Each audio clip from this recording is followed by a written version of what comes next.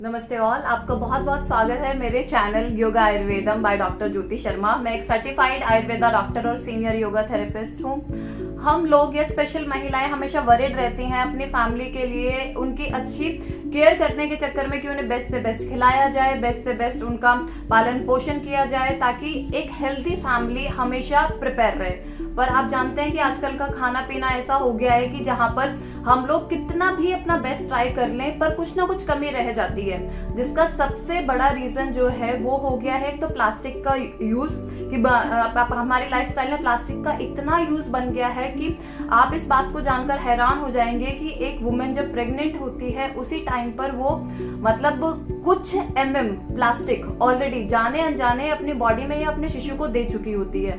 तो आप सोचिए कि जाने अनजाने हम इतनी सारी चीजें या इतना सारा plastic throughout our life ग्रहण कर लेते हैं। तो जब हम प्लास्टिक ही ग्रहण कर लेंगे तो इस प्लास्टिक का एंड रिजल्ट क्या होगा कि कैंसर में एंड अप होगा या लाइफस्टाइल डिसऑर्डर्स ज्यादा होंगे। दूसरी इंपॉर्टेंट चीज है कि ऑर्गेनिक चीजें जो हैं, ये फैशन अभी ट्रेंड में आ गया कि ऑर्गेनिक खाओ, ऑर्गेनिक रहो, पर मेन चीज क्या है कि कितना भी ऑर्गेनिक है वो आपके पास एक कंपनी के थ्रू आ रहा है और उसको वो प्रोसेस है। वो प्रोसेस में क्या है कि कुछ ना कुछ जो उसके मिनरल्स हैं खाने के या जो विटामिन हैं वो लुप्त हो जाते हैं, इसलिए प्रॉपर पोषण जो है बॉडी को नहीं मिल पाता। तो अगर हम 2-3 चीजों को ध्यान केवल आयुर्वेदा के अकॉर्डिंग रखें कि हम ऐसी क्या चीजें कर सकते हैं जिससे हमारा फूड या हमारी डाइट ऐसी रहे कि हमारा और हमारे परिवार का जो पोषण है या न्यूट्रिशन वैल्यू है वो हमेशा बनी रहे, उसमें सबसे पहली चीज आती है कि आप अपना मील जो है वो कैसे चुनते हैं। मील चुनने का मतलब है कि आप अपना ब्रेकफास्ट, लंच और डिनर कैसा करते हैं।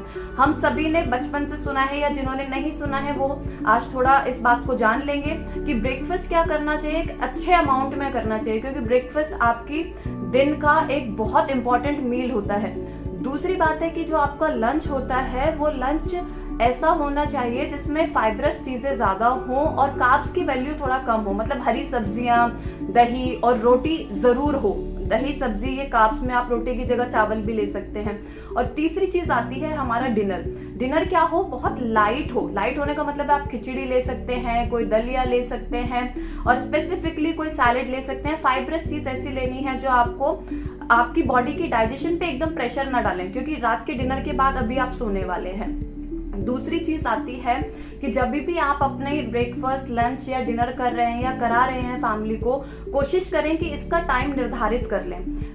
टाइम निर्धारित करने का मतलब है कि जैसे ब्रेकफास्ट जो है कोशिश करें कि आप जैसे ही कोई बच्चा या आप उठने के आधे से 1 घंटे के अंदर अंदर आपने कुछ खाना ही है एज अ ब्रेकफास्ट, जिसमें आप हेल्दी फैट्स ले सकते हैं। हेल्दी फैट्स का मतलब है कि आप थोड़े अपने काजू, बादाम, वॉलनट जो प्री सोक्ड हैं वो ले सकते हैं या फिर फाइब्रस चीजें खा सकते हैं। और आयुर्वेदा स्पेसिफिकली ब्रेकफास्ट के बारे में एक बात कहता है कि थोड़ा गर्म और हल्का ब्रेकफास्ट ऐसा रखिए जो फिलिंग भी हो और साथ के साथ न्यूट्रिशियस भी हो।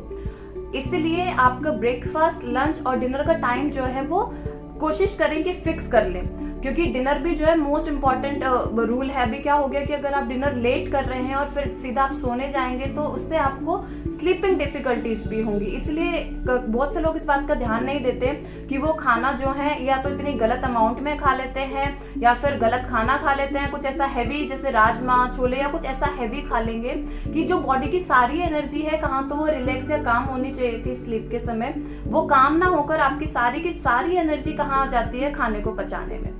और तीसरी सबसे इंपॉर्टेंट चीज है कि जो भी आप मील ला रहे हैं, इधर ब्रेकफास्ट के लिए ला रहे हैं, लंच के लिए ला रहे हैं, डिनर के लिए ला रहे हैं, उसके लिए अवेयर रहें। अवेयर रहने का मतलब है कि आप जो भी सब्जियां या फ्रूट्स या दूध, दही ले रहे हैं वो एक दिन पहले खरीदें, क्योंकि ऑलरेडी चीजें क्या होती है मार्केट में आई हुई होती हैं या किसी स्टेट से किसी स्टेट में आ रही हैं, तो क्या है ऑलरेडी वो 1-2 दिन ले लेती हैं अपना। 1-2 दिन मतलब वहां चला गया। और ऊपर से क्या होता है कि जैसे कुछ जो प्रोसेस्ड फूड आता है अपना, जैसे जंक फूड हो गया या फिर जो अपने ऑलरेडी फ्रोजन फूड हो गए, ये ऑलरेडी फ्रिज में रखी हुई है और उनकी एक्सपायरी 1-1 साल 2-2 साल तक होती है। तो आप सोचिए कि आयुर्वेद के अकॉर्डिंग तो इसमें कोई पोषण बचा ही नहीं, क्योंकि इसका जो प्राण था या जो इसके वो कहते हैं ना कि एक एनर्जी थी वो खत्म हो गई है। इसका सबसे बड़ा एग्जांपल है, हम सभी जानते हैं कि बोलते हैं कि जैसे खाया अन्न वैसा हुआ मन।